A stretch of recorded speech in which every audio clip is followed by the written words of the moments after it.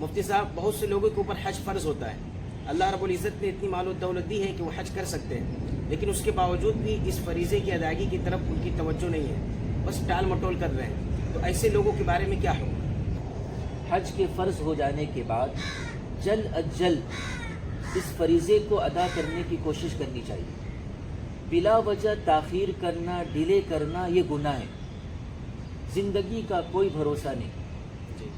حج کے فرض ہو جانے کے بعد اور ادائیگی سے پہلے اگر انسان کو موت آ جائے تو ایک بہت بڑا فریضہ اس کے ذمے باقی رہ جائے. اور یہ بہت بڑی محرومی کی بات ہے کہ حج کے فرض ہو جانے کے بعد حج کیے بغیر انسان اس دنیا سے چلا جائے. احادیث میں اس کی بڑی سخت وعید آئی.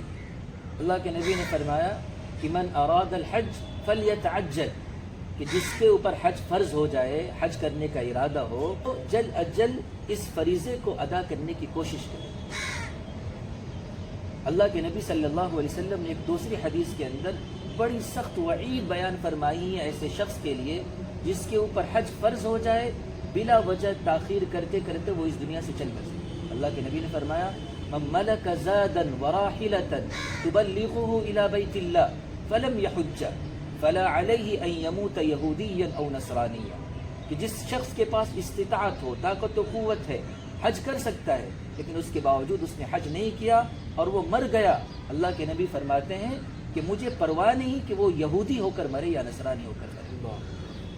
یہ کوئی معمولی بات نہیں ہے. اللہ کے نبی صلی اللہ علیہ وسلم گویا کہ اس حدیث کے اندر یہ وارننگ دے رہے ہیں کہ حج کے فرض ہو جانے کے باوجود بغیر حج کیے اگر کوئی مر جاتا ہے تو اس کا انجام بہت خطرناک ہو سکتا ہے. پورے خاتمے کا